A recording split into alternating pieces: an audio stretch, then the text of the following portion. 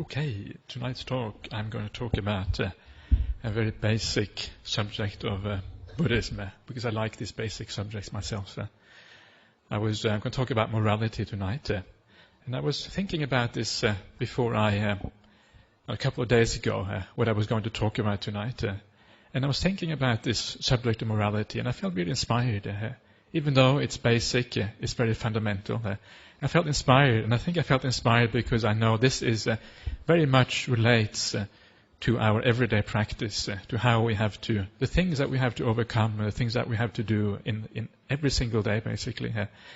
And it's true in the monastery, and it's probably even more true in lay life, because you have much more interaction with other people and much more chances of slipping up when it comes to morality and doing the right thing and the good thing. And when I felt inspired by those thoughts, I thought, well, maybe people here as well might feel inspired by this. So I thought it might be a good thing to talk about. Now, the thing about morality in Buddhism, and what I want to start off with when it comes to morality, I want to talk about some of those basic things in Buddhism that come prior to the rules of morality that we often hear about. We hear about the 5 precepts, we hear about the 8 precepts, and we hear about all these kind of various rules that we have to keep. But the beautiful thing in Buddhism is that there is actually something prior to that. There is actually a rule or a way to decide how and what is moral in the first place. There is a way of looking at the world to decide on moral rules. And of course this is extremely useful, because if we don't know what to do in a particular situation, if we then go back to this basic moral rule, then you can actually find out what is moral in a particular context. Go back to the basic foundation, and you can decide for yourself what actually is moral and what isn't. And there is 2 ways that the Buddha talked about this. And the first way is he said that there is such a thing as motivation or a basis on which we do actions in life. And this basis can either be wholesome or it can be unwholesome. The unwholesome basis in life is things like, it's basically said as 3 or 4 things. He said it is. It is greed, hatred, and delusion. And sometimes he also added fear. So these are the 4 bases in life for unwholesome actions. On the other side, you also have the basis or the roots of wholesome actions, which are the exact opposites. So instead of greed, you have non-greed or generosity. Instead of hatred, you have loving kindness and compassion towards beings. Instead of delusion, you have wisdom. So this is the opposite. And that is often important to also talk about the opposite. I was reading a book recently, and somebody was complaining that in Buddhism, we always talk about the negative things, but we actually forget to talk about the positive things. And the thing is that the Buddha, when you read the suttas, when you read his discourses, you realize that he always talked about both sides of the coin, because this is basically 2 sides of the same coin, the positive and the negative. So morality has a negative aspect in a sense there are things you want to avoid, but it also has a positive aspects, the things that you want to do, the things that promote goodness in yourself, and also happiness and goodness in others. So this is then a way, this looking at this greed, hatred, and delusion is a way of knowing in the present moment whether you are doing something good, something wholesome, or whether you're doing something bad. What is your mind state like when you do a particular action? Are you motivated by something good, something positive, or are you motivated by these negative tendencies of mind? And straight away, if you're feeling irritated or angry or upset at something, you know that whatever action are based on that is going to tend to be unwholesome, is going to be bad. So straight away you know, okay, here is a barrier. I should be careful here. I should be very careful what happens because my mind is overcome by a negative state. Or if desire is very powerful in the mind, desire is the same thing again. You know it's very likely to lead to something unwholesome if desire is a very powerful force in the mind at the time. And you also know the opposite. If you have a sense of compassion and loving kindness towards people around you, you know that you can be at ease and you can do almost anything. It's almost impossible to do anything wrong when you have that beautiful mind state of compassion and loving kindness towards other beings. And you will feel that yourself. You will feel at ease with yourself. And whatever you do is going to be good and wholesome. And you will know that when you do it. The last one, and this is the most difficult one, and that is this factor of delusion in the mind. And delusion is something, unfortunately, we cannot see directly. Because delusion by its very nature is a force in the mind which means that we cannot see clearly. Because you cannot see clearly, you cannot know that you are deluded at the time. It's impossible to actually know that. So it makes it very hard. In fact, it makes it so difficult that you cannot actually know ever really fully until you become fully enlightened whether your action is fully wholesome or not. It's actually impossible to know that because of this delusion aspect there. And it's the same thing also to some extent with if you are having a lot of desire in the mind or a lot of irritation, anger in the mind. Because of those aspects in the mind, it tends to distort the way we look at the world, tends to distort things. We see things in a different way. And you know what it often can be like if you feel upset at something, you feel, I really need to say this, I really need to do this, and you do it, and later on when the upset has disappeared, you think, why on earth did I do that? And you know the reason, and you know in retrospect what happened there. What happened was the mind was distorted because of that negativity in the mind.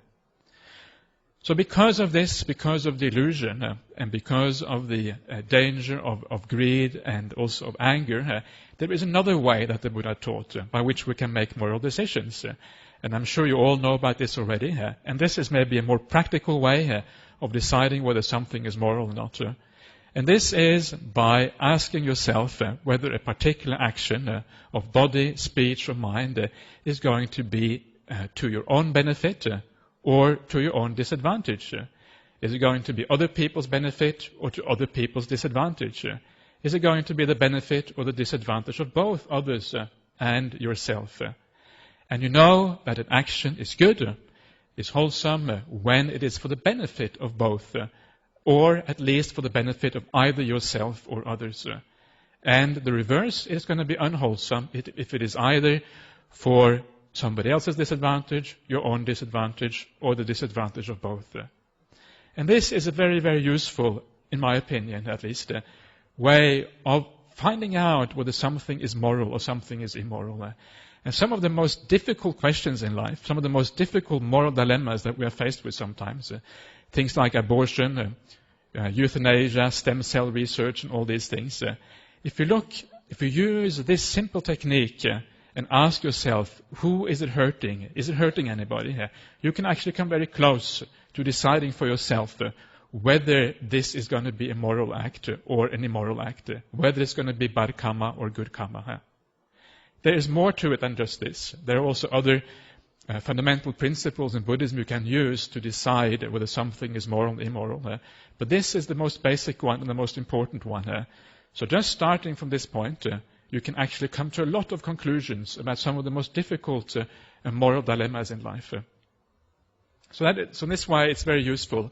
It's a great guide that you can use in everyday life to decide whether things are good, bad, or maybe neither. So having said that, I'm now going to actually talk about some specific moral questions. They're going to be very standard and very basic Buddhist moral questions, because I think these things are very important. But first of all, you might ask, well, why, if we have this basic rule that if you do something good for yourself and it's good for others, then you know it's moral, and it's immoral if it's bad for yourself and others, why isn't this enough? Why do we need these 5 precepts? What's the point of having all these rules and regulations when this basic idea is really sufficient? And you can summarize the good life or the good Buddhist life with kindness. If you can be a kind and a good person, then basically you have basically done it. That's it. That's what it's all about.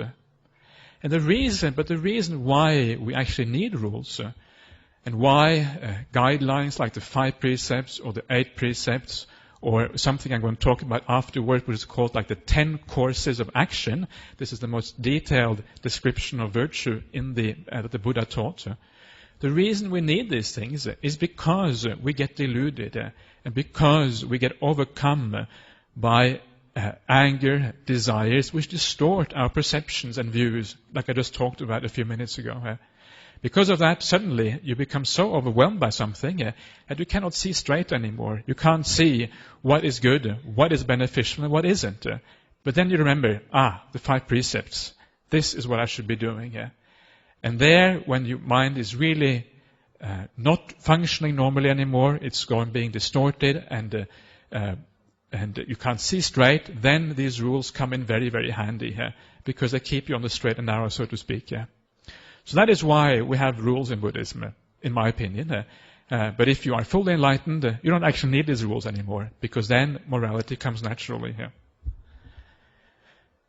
So I'm going to talk about something the Buddha called the 10 courses of action. These 10 courses of action are divided into bodily action, verbal action, and mental action. And this is a classification of morality that the Buddha used quite frequently, quite often in the suttas, in his discourses. And it's very broad because we're talking about 10 aspects here of morality here. And they overlap largely with the 5 precepts, except that you don't find the alcohol drinking here in these 10 courses of action. So I'm going to bring in alcohol as well as I go through this. The first of these, so the first classification here is bad bodily action. And the first one of bad bodily action is, of course, not killing living beings or injuring living beings. And the opposite, the wholesome thing, of course, is to support living beings, to help life, to be compassionate, to have loving kindness, and to support beings in distress and that have difficulty. Support life, basically. This is the opposite. Always think of these things as 2 sides of the same coin. And this one interesting principle, which I maybe should mention straight away, you will see that the Buddha always taught this first. This comes at the very top of the list. And you also know for the 5 precepts, the first of the 5 precepts is always not to kill, not to harm living beings. Now, why is it that this comes at the top of the list? Is it just random? Are the 5 precepts just a random order? Or is there a significance to the particular sequence here? And one of the things you will find when you start to know the Buddha's teachings very well is that the Buddha's teaching is always a gradual teaching. He said that one of the difficult things about giving a talk is always the talk should always be gradual. It should start at an elementary level and then it should actually rise up. So you will see typically in the sutta, as you will see, he starts off with the most basic things of virtue, and then he gradually moves up to full enlightenment. So everything the Buddha says, basically, there is a gradation there, and there's a reason for that particular sequence. No sequence is random. And the sequence that we are seeing here basically means that the killing of living beings is the most serious kind of bad bodily action that we can do. And the support of life and the compassion towards living beings is therefore also the most powerful of the good karma and the goodness that we can do. This is the importance here. So how can we increase our compassion for living beings? How can we increase our ability not to destroy life and not to harm life? And I think for most of us, there's probably very few in here who have ever killed anybody before, any person. So I'm not going to talk too much about not killing human beings. But certainly when it comes to animals, our society is full of killing of animals. And it's very difficult to find anybody. Even good Buddhists will sometimes get so irritated with a mosquito that they go wham and they slam the mosquito. Because this mosquito has only come here to trouble me, to drink my blood, and they give me an itch on top of that. So it's pretty bad news. And of course the difficulty with a mosquito and the difficulty with animals in general is that it's difficult to see the human qualities in these beings. The reason that it's quite easy to be compassionate toward other humans is because we recognize some of us ourselves in those other humans. But with animals, it can be very difficult. With some animals, it's more easy, but with some animals, it's very hard. And I think a mosquito is a classical case where it's difficult to really make any kind of connection with a mosquito. You can't really feel its suffering. You can't understand that it's getting a hard time when you actually squash it on your arm. So the important thing to try with killing is to try to, what they use this word, anthropomorphize other beings, living beings. Anthropomorphize means finding like the human qualities in animals, even in insects, even in anything. And once you can see those human qualities in there, once you can see that there is actually much less distinction between us and animals than you might think, then of course compassion becomes so much more natural, and it becomes so much more difficult to kill that being afterwards. So the trick here is to see the qualities in this being, see that there is hurt there, see that there is suffering, and then when you see that, your compassion will naturally by itself increase, and you will be able to keep this kind of precept much more deeply, much more profoundly here. So how do we do this? And the first thing, one thing which I have always looked, some things I like to look at is like scientific evolution in recent years. And it's very fascinating to see what science has found out about animals over the last few decades. And I have certainly read articles about, take for example the great apes. It used to be the case that we thought that animals can just be slaughtered. Animals are completely distinct from humans with nothing to do with us. But of course now we realize that there is a lot of animals who are very, very close to humans. I think scientists have now found out that chimpanzees, for example, they have organized structures in social units in their societies. They use tools. It used to be thought that what made humans humans was that we could use tools, and no other animals could use tools. Then it was discovered that chimpanzees could use tools. And of course, once we start to see these things, we see that there is a lot in common here with human society and chimpanzees. And I also heard of other great apes who were found to be very intelligent. In fact, so intelligent that they scored higher than some human beings. And this is remarkable, isn't it? You can certainly see here that actually this gorilla or whatever is actually, in one sense, more human than this other human being that we have to deal with. More intelligent, more bright, more capable of understanding what's happening around it and what's going on.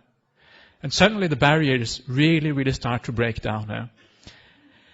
And of course then, you also understand that there are other animals who are almost as intelligent, almost as human as the great apes. You have animals like elephants, and maybe even further down the scale, maybe pigs, and maybe some of the pets that we have can be quite intelligent.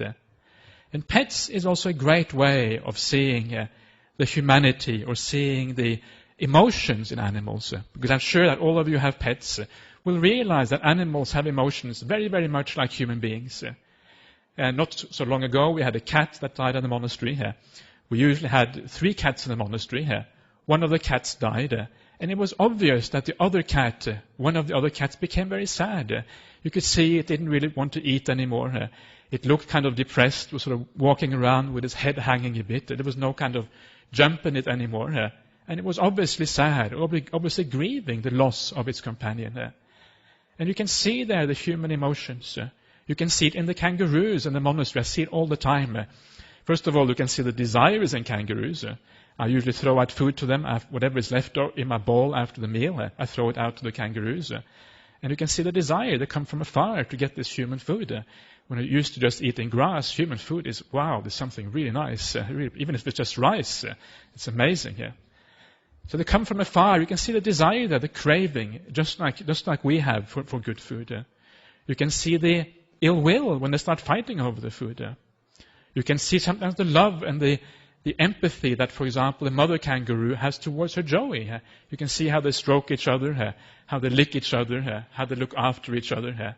And you can see there are beautiful emotions there and bad emotions, just like in human beings. So thinking like this, you start to see that the difference between animals and humans isn't that great. It's a matter of degree, certainly not a matter of absolute. There isn't like an absolute barrier there. It's like a continuous spectrum, starting from high, going down. But when it gets more difficult is when you get to small animals like insects, when you get to things like fish. I remember myself when I was a teenager, I would fish. And when I think back, I was wondering sometimes, well, how could I actually fish in those days? What was that drove me to fishing? And I realize now that the reason that I was able to fish or because I didn't have any connection with this fish. It was like a cold animal. You look it in the eye, and it's very different looking a fish in the eye, looking a kangaroo in the eye. Fish, there's not really sense there that this being has any emotions or anything here. And I think that was one of the reasons why I could fish, because I could make absolutely no connection here, or at least very small connection with this animal here. But of course, when I think back, if I had been a little bit wiser, I would have been able to see that this animal is obviously suffering. It is wriggling on the hook. It's trying to get off. Obviously, it doesn't like this. It's very, very clear. And it doesn't take that much insight to understand that you're actually causing suffering for this animal. And I know that also recently there have been animal experiments on fish which show that there actually is real pain suffered by this fish when they get a hook hooked in their mouth. And then you can start again to empathize with them. You see that there is more similarity there than you might at first think. And then you come to the mosquito. What about the mosquito? What does the mosquito do? To us, it looks like just an irritant. Somebody come to drink our blood. We'd like to have our blood for ourselves, thank you very much. But here comes somebody who actually wants to take your blood. But of course, for the mosquito, it's just a matter of I need something to propagate myself. Apparently, it's mostly female mosquitoes who drink blood so that they can actually have offspring afterwards. And for them, it's just a matter of nature. They don't realize that we are creatures who actually are hurting or at least scratching because of this. They just do their little thing, and this is just nature for them. And they need this blood to keep themselves going. For them, it's just like a meal. And of course, we also realize that even mosquitoes don't like to die. If you try to squeeze a mosquito, squeeze its leg, or you try to do something with it, it runs away. It starts to fly. It flies off. And there's obviously there a reaction just like us.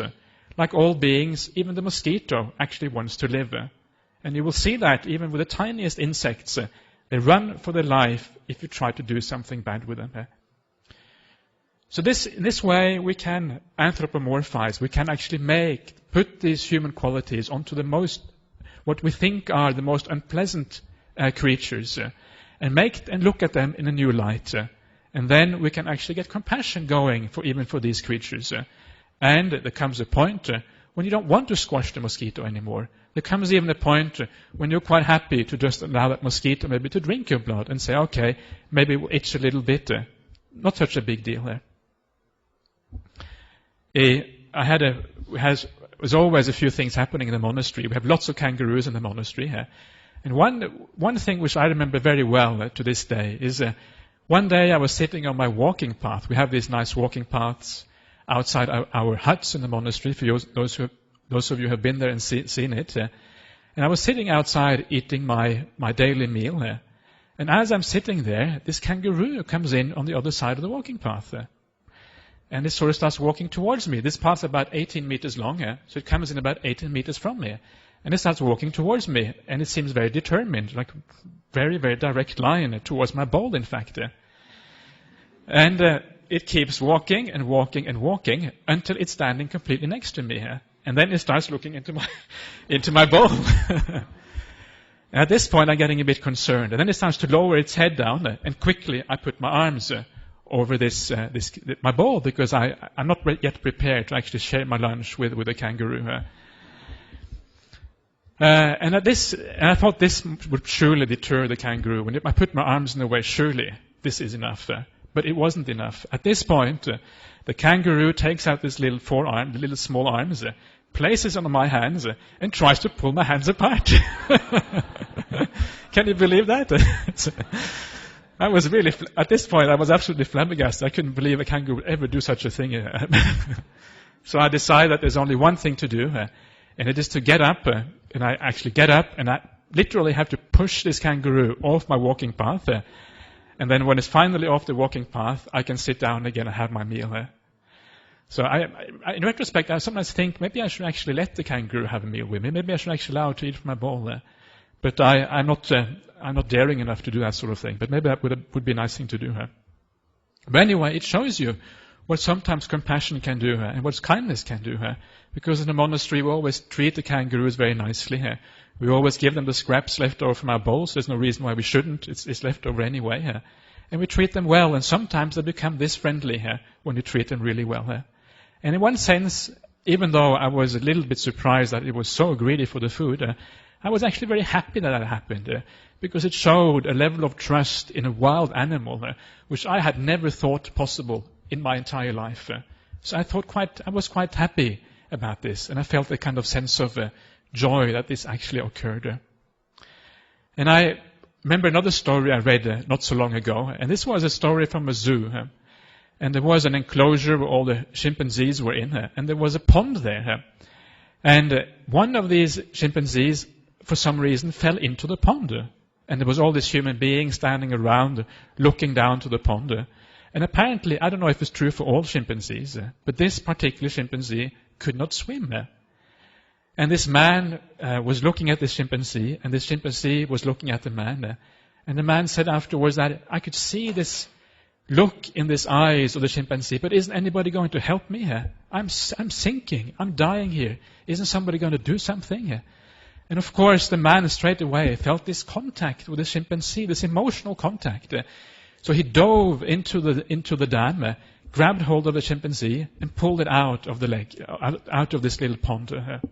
So he rescued this animal, which he had never met before. He was just a stranger in the zoo. Pulled it out of the mud, out of certain death. And this, of course, is so beautiful. And this is the kind of action, wholesome bodily action, where we actually save animals and save life rather than do the opposite. So that is really all I think I want to say about the first course of action here. So this is the action of looking after life and not destroying or damaging life. The second of these courses of action is stealing, and the opposite is generosity. I'm not going to talk about that today because that's also a very big topic. The third one of the bodily actions is sexual misconduct. And this is actually an important one. This is actually a very interesting one. So I want to talk a little bit about this today. One of the things which is fascinating about this rule of abstaining from sexual misconduct is that it is one of those rules which is quite relative. It depends on what sort of society you live in, how this rule should be applied. And I will give you a very obvious example. At the time of the Buddha, society was quite different from what it is today. And particularly women had a very different position in society. And that reflects itself in this particular rule of sexual misconduct. When you read about this rule in the suttas, what the Buddha taught about this, it says that it is only sexual misconduct if a man has a sexual relationship with a wife of another man. In other words, if he has a relationship with another woman who is not the wife of another man, but he is unfaithful to his own wife, that seems to have been no problem at the time of the Buddha. And you can see why, because in those days you had polygamy, men would have many wives, and it was just a very different social situation. So a woman was, in a sense, used to the idea that a man was not supposed to be faithful.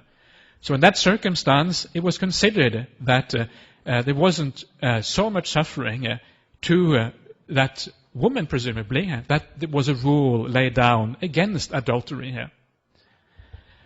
But, of course, in today's society, things have changed dramatically. And in today, we certainly wouldn't see any difference between adultery, whether it's by a man or a woman. It doesn't make any difference anymore. And today, the hurt both ways is basically the same. So for that reason, we go back to the basic principle we started off with the beginning here. And we ask ourselves, is it going to hurt anybody? Is it going to hurt myself or somebody else? And we know straight away that because the hurt is basically the same, this rule applies in today's society in the same way for men and women. And adultery in any way comes under this rule. So this rule is one of the rules, one of the few rules which is socially conditioned, and it depends on the society that you are in. Another example of this, I was asked some time ago by somebody about what about premarital sex? Is that acceptable in Buddhism?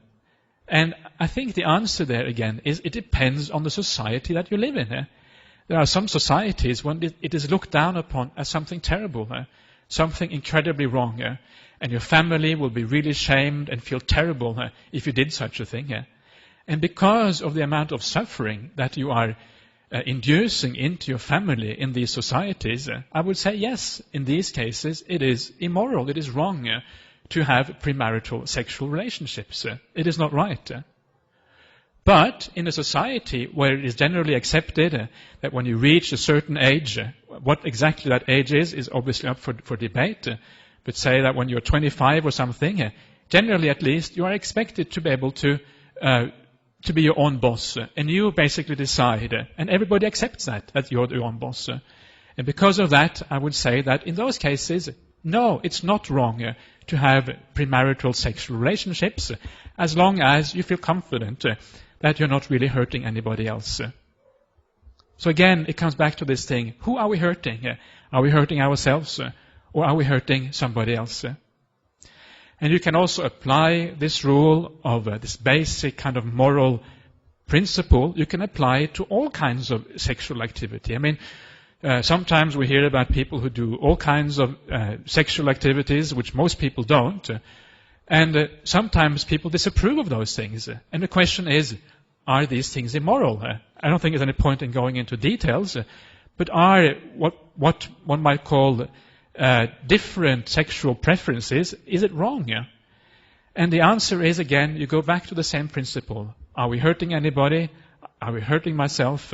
Are we hurting somebody else? And that is how you decide in these cases. And very often you will find that nobody is hurting anybody, in which case it is acceptable. It is okay. It may not be absolutely perfect, but it's not bad enough to really have a clear-cut rule against it at the very least. So that is a bit on this idea of sexual morality, which is the last of the courses of unwholesome action in the threefold scheme I'm talking about here, the 10 courses of action. And before I move on to speech, I'm going to talk a little bit about alcohol, because alcohol is another interesting area I find.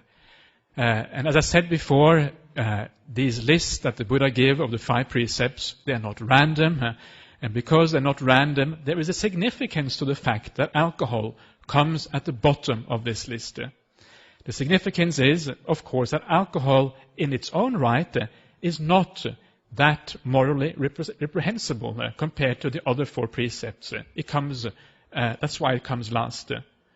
But of course, the problem with alcohol is that when you are under its influence, it's very easy to do things which are immoral, and that's precisely why it is a part of the 5 precepts. But there's more to alcohol than that, and there are a few things in the suttas and the discourses of the Buddha that he said about alcohol, which I found very fascinating when I first read it. And one of those important things about alcohol, which I found, was that he said that alcohol is something you can never have enough of. There is no satiation point with alcohol. There is no final satisfaction. You always want more and more and more.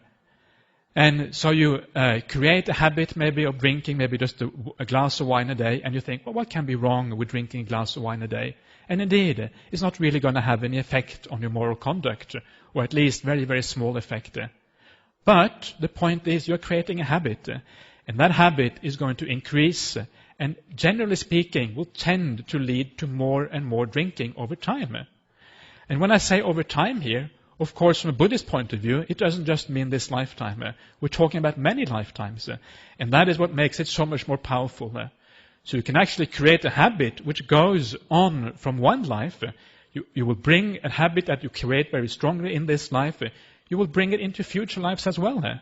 So this habit that you make of drinking alcohol, which may seem very insignificant and small now, it can become in life after life, it can become worse and worse, and slowly, you can actually become very serious after a while. So habits are dangerous because habits are precisely the things that we carry from one life to the next. And this is one reason why alcohol is dangerous. the lack of satisfaction, the fact that we always will tend to drink a little bit more the day after compared to the day before, and the fact that we bring the habits across with us from life after life. And the other thing, on top of this, which the Buddha said, which makes it so dangerous, is that the karmic effect of drinking, the Buddha said, is ultimately madness. It is some distortions of the mind, basically. And of course, this is not going to happen at the very early stages of drinking, but certainly when it becomes a very serious habit, that's when madness comes into its place. And we all know that. We all know that if somebody is a very, very serious drinker of alcohol, if they try to stop, they will have all kinds of hallucinations, all kinds of things happening to them, to the point where they actually go insane. So here, again, you see this danger of slowly increasing your abuse, slowly getting worse, until it can actually lead to something as traumatic as this.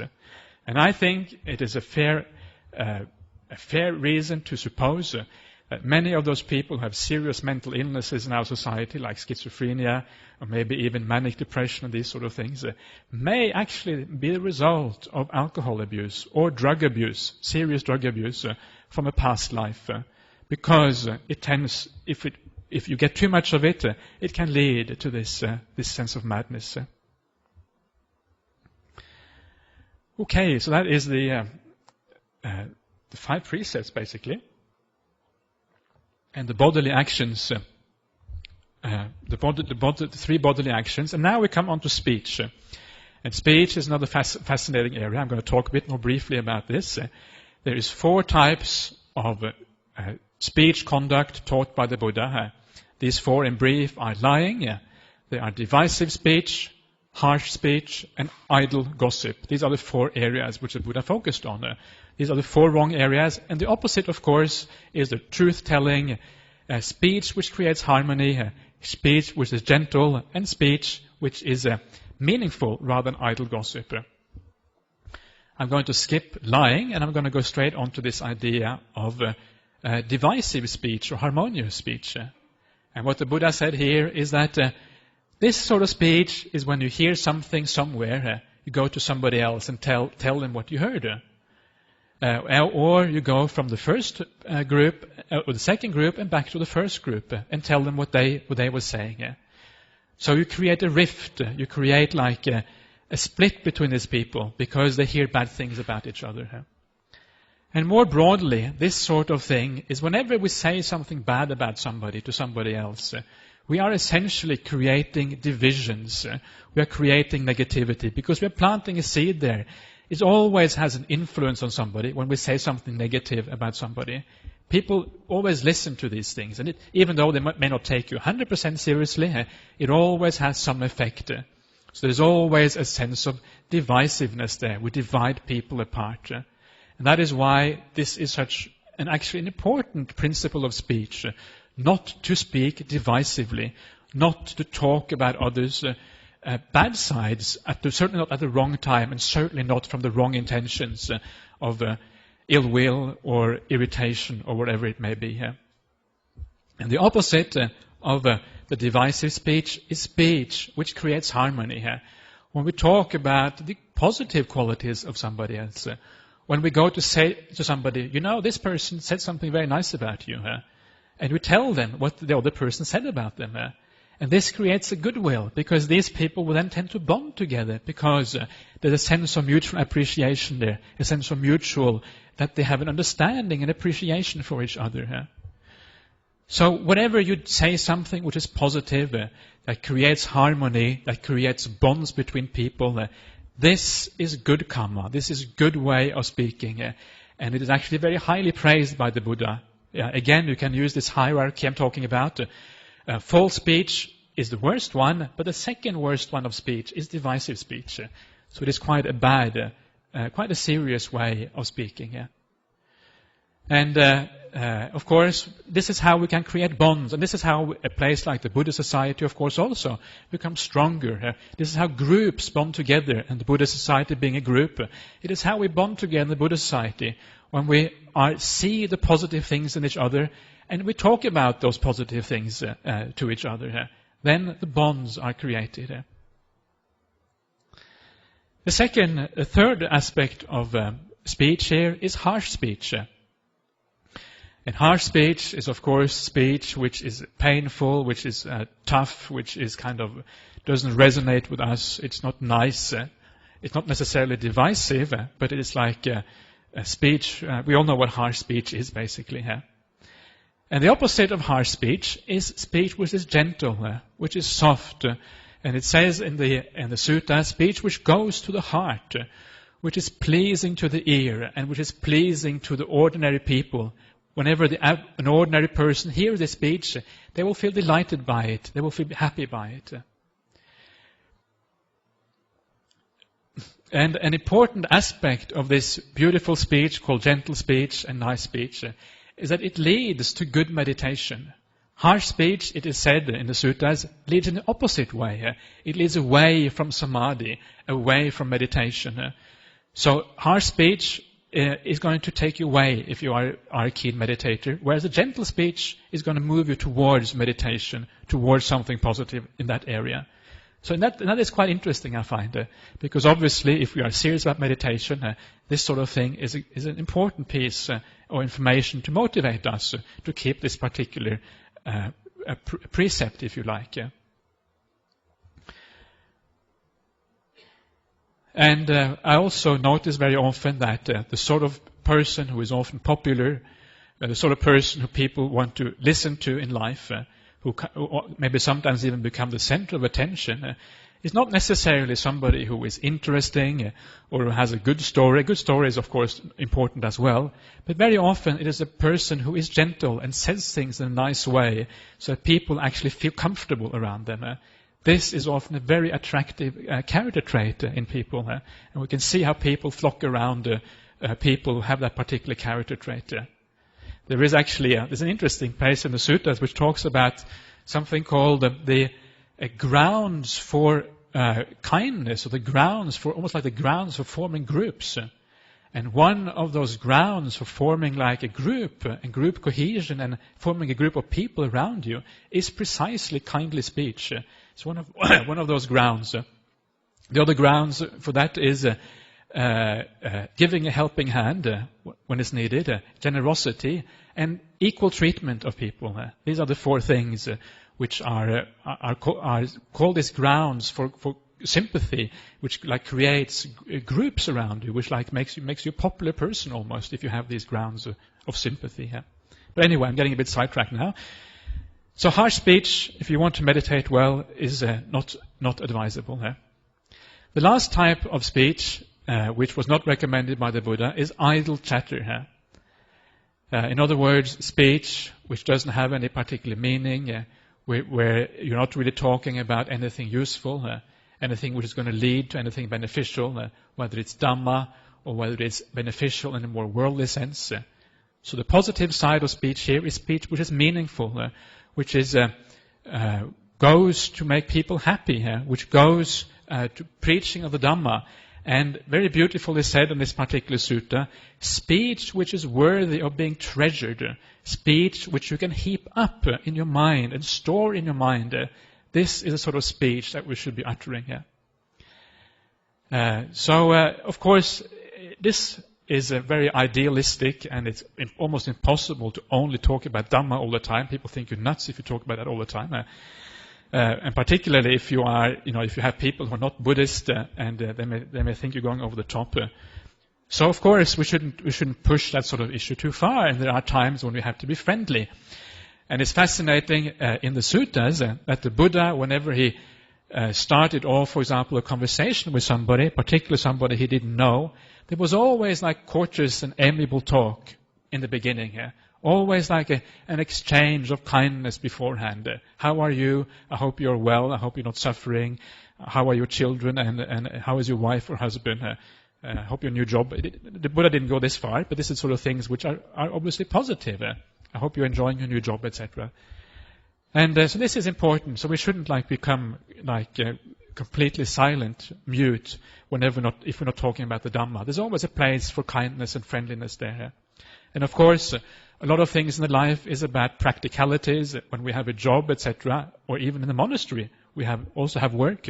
You have to talk about practicalities, and these obviously are important things. But we also no doubt have times when we know that we are saying things which really are not really very useful and are just purely idle chatter without any kind of meaning whatsoever. What is the problem with all this idle chatter? Why does the Buddha say we should avoid this sort of thing? Yeah? And the first thing is simply that the more you talk, the more stuff comes out of your mouth, the more likely you are to say things which are also bad in other ways.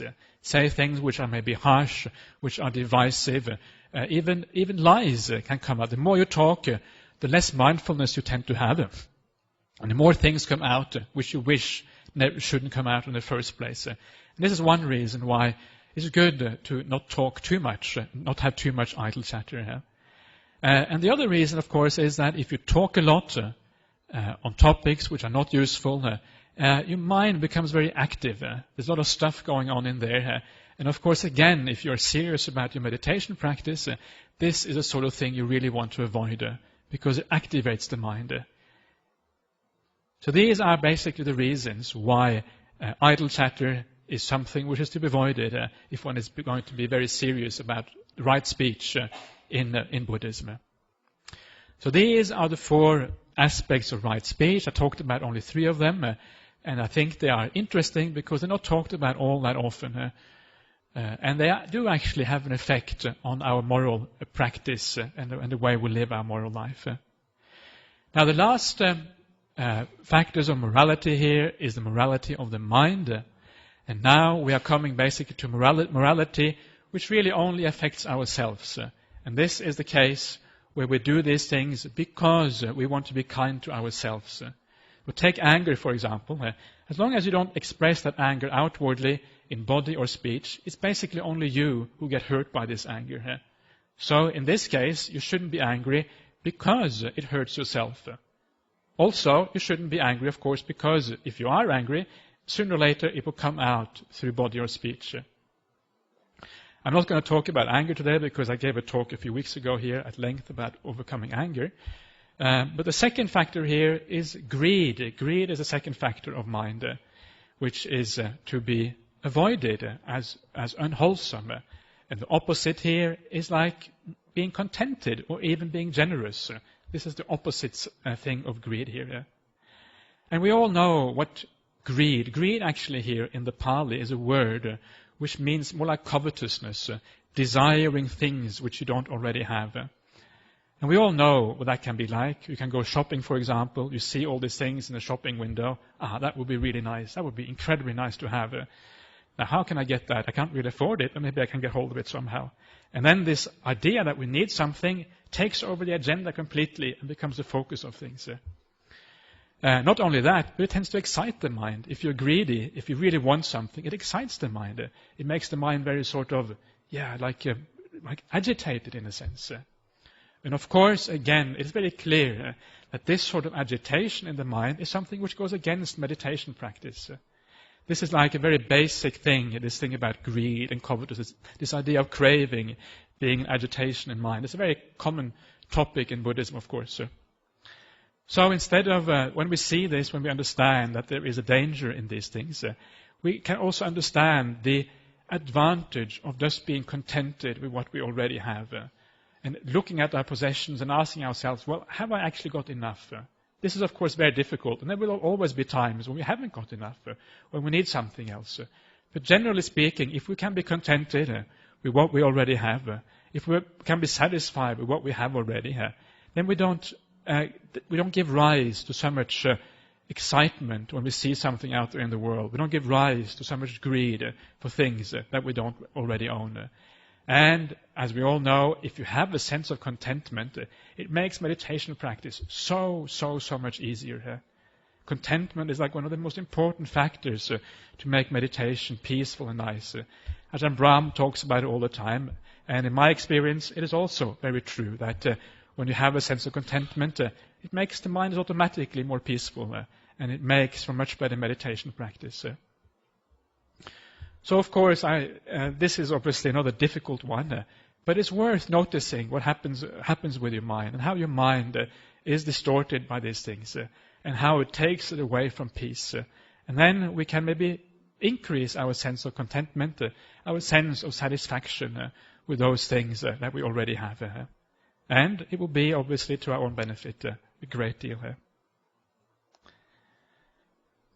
So that is the second factor of mental conduct, is to try to overcome the sense of greed. And the last factor of good mental conduct or bad mental conduct is right or wrong view. Right view is good mental conduct, and wrong view is bad mental conduct. I'm actually not going to talk about this at all. I wasn't going to talk about this at all, but very briefly, obviously, if you have wrong view and really, really wrong view, then what that means is that you don't really think that there's anything bad about being immoral, for example. You don't think it really affects anybody else, and certainly you don't think it affects you personally. So immorality is acceptable. That is really sort of the wrong view, having gone completely berserk. And then you have in for some serious troubles, according to Buddhism, because of the laws of karma and the results that you can expect from that sort of action. So, to maybe summarize very briefly here, and what I think maybe the most important thing I wanted to say tonight is simply that if we ever have doubts about whether something is moral or immoral, we have this beautiful teaching of the Buddha. Look at whether it's going to hurt anybody. Is it going to hurt yourself? Is it going to hurt anybody else? And from this basic premise, we can make so many decisions in life about whether something is right or wrong. But don't wait and make those decisions. Don't wait to think about these questions until you are actually in a particular situation. Because once you're in a situation, you can often be overcome by maybe negativity or desire. And these things will distort your perception of what is right and what is wrong, and what hurts people and what doesn't. Make up your principles of what is right and wrong, if you want to make them up, when you feel your mind is clear and you can think clearly about what is actually going on here. And this is the most important thing. And also, the second thing, which is really important, I feel, is that morality is not something which is just negative. It's not something that we just have to stop ourselves from doing, but there's a positive aspect of morality, the opposite. And that is what we should actively be pursuing in life. The opposite of the negative qualities, the generosity, the kindness, the beautiful speech to other people, and even the beautiful mental conduct that we are practicing. And all these things, of course, are part of the practice of being Buddhists, or certainly at the very least being interested in this Buddhist path. So that is all I really want to say tonight. I don't know if people have any questions or comments or anything. So this is the time to ask you.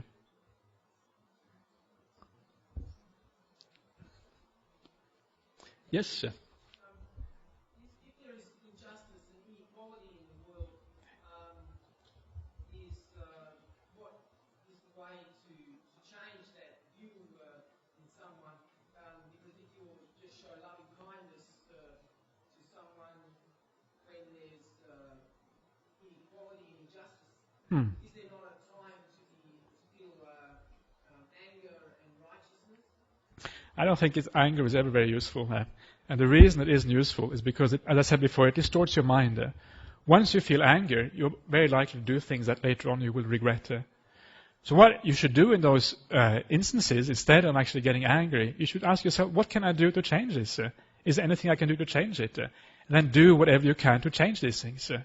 Anger is not going to be helpful, because if you get angry and your perception gets distorted, you're actually likely to do things which are going to be worse than if you think clearly about the situation and do what is and do whatever result you come to when you think clearly about it. So anger is never useful. But of course we should do things. And one of the really difficult things about this sort of thing is that you actually have to do it with a sense of equanimity. You have to say, well, okay, I'm going to go into the situation. There's some serious injustice here. I want to help out. I want to do something here. But if you go into that situation with too much craving that you are going to succeed, then you will get very disappointed if it doesn't work. You will get frustrated, and then you will get angry anyway. You know what I mean? So what you have to do there is that you actually have to try to go into that situation and say, well, I may fail. And if I fail, I'm just going to have to let go. I'm just going to have to accept that there is going to be injustice in the world. I will never be able to solve everything. I can try to help out. If I don't succeed, so be it. That is ideally the right attitude. Of course, getting to that ideal is not easy, but at least you have something there to measure yourself against. Are you happy with that answer? Or so? Okay. Yeah. Anybody else want to say anything? Yeah. Yes, over there. Yeah.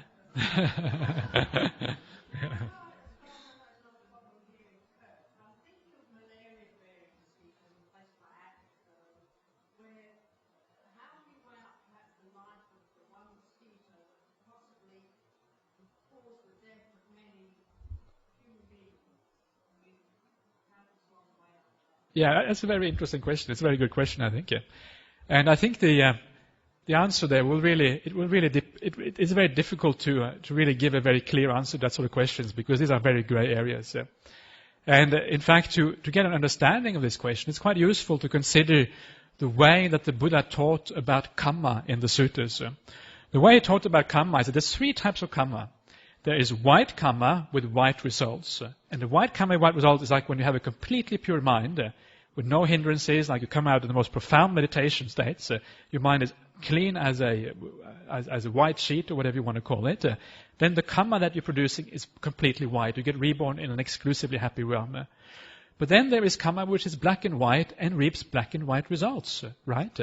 And I think what you're talking about now is precisely one of these karmas which are black and white and reap black and white results. Because you can be motivated by compassion towards these people, by really profound compassion. You see so much suffering because of this malaria. But at the same time, there is something in you which then also wants to kill these mosquitoes. So there is a mixture there of intentions and motivation. Your motivation is reasonably pure because you come through compassion, but your intention is still to kill those mosquitoes. And the karmic result of that sort of action tends to be black and white. And for that reason, it is not as pure and not as wholesome as the purely white action. So I think that if you are going to aim for the absolutely highest, then you wouldn't actually be killing those mosquitoes. You actually wouldn't do that. You wouldn't actually be able to have the intention even to kill those mosquitoes. If somebody asked you an opinion, you would maybe say something like, you would maybe say what I said now, what the Buddha said in the sutta as a different type of action, and then they would have to decide from themselves what they would do from that point. But if you really have pure action, you cannot kill. You would never condemn, of course, anybody who did the killing. You would say, well, this is your decision, and if you feel it's right, you must do it. But I think the highest kind of morality, you actually wouldn't do that. It's hard to understand, maybe, but as I see it, that is actually the highest type of morality there. Yes, Gina? Okay, there's actually two more karmas, actually. I only said three, but there's actually four. And the fourth one is the black karma with black results. Now that is the one you really want to avoid. And that is when your mind is completely overcome by anger or by greed or by something, absolutely, and your action is completely motivated by that and nothing else. And that is a sort of action which leads to great suffering in the future. The last type of karma, which the Buddha also taught, and this is even more difficult to understand, this is the karma which is neither black and white and goes to has neither black and white results. And this is the karma which basically is only possible for somebody who is almost enlightened or on the way to enlightenment, whereby you are no longer concerned at all with happiness and suffering. All you're concerned about is getting to Nibbana. And that is the action which leads to neither black and white result, because it leads to Nibbana. Yeah. No, certainly not. This neither black and white does not mean that you are beyond it, so to speak. It just means it's a different kind of karma altogether. It's like white, it's like neither black and white, on top of white, if you like. Yeah. Yeah. Okay. Very good. Anybody else got anything to say here? I can't see. Yeah, please, sir.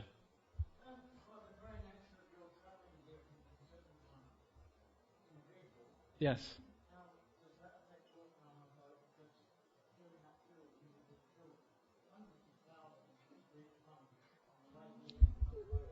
Right. Yeah, it's true. And it is basically if you live as a human being, you're going to kill enormous amounts of beings during this lifetime. It is absolutely unavoidable that you're going to kill enormous amounts of beings. Think about how many beings it gets killed just to feed you. Even if you're a vegetarian, how many beings get killed in those fields of where you plant vegetables or where you plant cereals or whatever it is. Enormous amounts of beings get killed. So just by existing, just by walking out of this hall this afternoon, I'm sure you're going to kill about 5 ants before you get to your car. You know what I mean? It's just impossible. Life is just full of this. And that is why it is in a sense so sad, this life. Because it involves so much killing. It involves so much suffering. Even if you are perfectly pure arahat, full enlightened person, you're still going to kill a large number of beings. So it is unavoidable. Samsara is like that. And this is one of the reasons why this place called samsara is so unpleasant in a sense. And it's so full of suffering. So when I come here tonight, I realize that. I'm fully aware that all these beings are going to be killed. But I certainly don't have an intention to kill these beings. I don't come here with the thought, if I come here, I will kill all these beings. Great. That is not my thought. I come here because I have basically been invited to give this talk. Ajahn Brahmali asked me, can you go and give a talk at the Buddhist Society? And that's why I come here. So my intention is pure. And as long as your intention is pure, as long as you're coming from a wholesome motive, then there is no bad action, there is no bad karma, and for that reason there is no bad result of that in the future. But if I were to squash an ant intentionally, of course, that is where the bad karma comes in. It is your intention which is the important factor here, not actually whether a being dies or not. Yes, sir.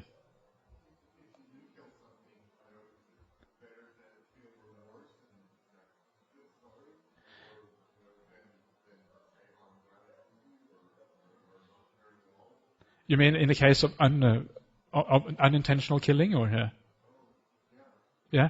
Well, if you kill intentionally, then I would say remorse is often a good thing, because remorse means that you will restrain yourself in the future. And in fact, the Buddha even said, he went so far as to say that if you do something which is unwholesome, there is a natural tendency for the mind to feel remorse. This is not something that you really can control. It will come up by itself. You don't have to sort of decide, I will feel remorse or not. It will come up on its own. So because of that natural tendency, you will find that you're destroying your chances of meditation, because your mind will be filled with remorse when you actually want to meditate. But when it comes to unintentional killing, there's no reason why you should try to bring up remorse in your mind, because you can't avoid that. If you sort of bring up remorse and sadness, you can bring up maybe a bit of sadness because it will propel you to practice more and get out of this thing called samsara. But don't sort of whip yourself because you're unintentionally killing a living being, because you're going to be doing that for the rest of your life, and it becomes like self-torture in a sense. So unintentional killing, don't make that a big deal. Of course, if you can avoid killing a living being and you want to be compassionate, great. But very often we just can't avoid it. In those cases, don't make a big deal out of it. Okay. Sorry? Okay, at the back there.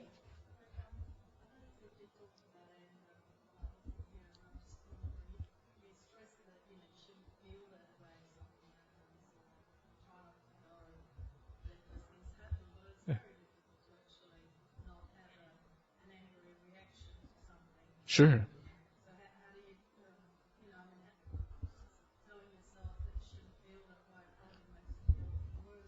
Yeah. Right. Well, you have to just tell yourself that, first of all, you just have to accept that you're going to get angry sometimes. There's no point in saying that you I shouldn't feel this. This is wrong. And again, being really hard on yourself. That's no point. You have to be kind to yourself. You have to realize your own human weaknesses sometimes and accept yourself. Accept everything in you, including your anger. Be kind to yourself. This is like a basic Buddhist principle. But at the same time, you should also realize that these things are unwholesome and that they lead to your own suffering. So don't make it worse by criticizing yourself, but instead think to yourself, well, how can I look at this situation differently? Is there something I can do to make this different? That is the way to look at it. And there's so many things you can do. You can try to understand where the other person is coming from, why they are saying these negative things. Very often, maybe they've had a bad day, or they've had some difficult thing happening in their life, or they just are habitually angry. They are somebody who suffers all the time, maybe. Or you can reflect that somebody who does something bad to you, well, they will be caught by the laws of karma, and they will get enormous suffering as a result of whatever badness they do. I'm not going to say too much because I gave a long talk on anger just a few weeks ago. If you're interested, it's actually on the website. You can just go and listen to it. But there are many things and many strategies you can use to overcome anger. And I think there are many books in the library, probably many talks that have been given on that particular subject.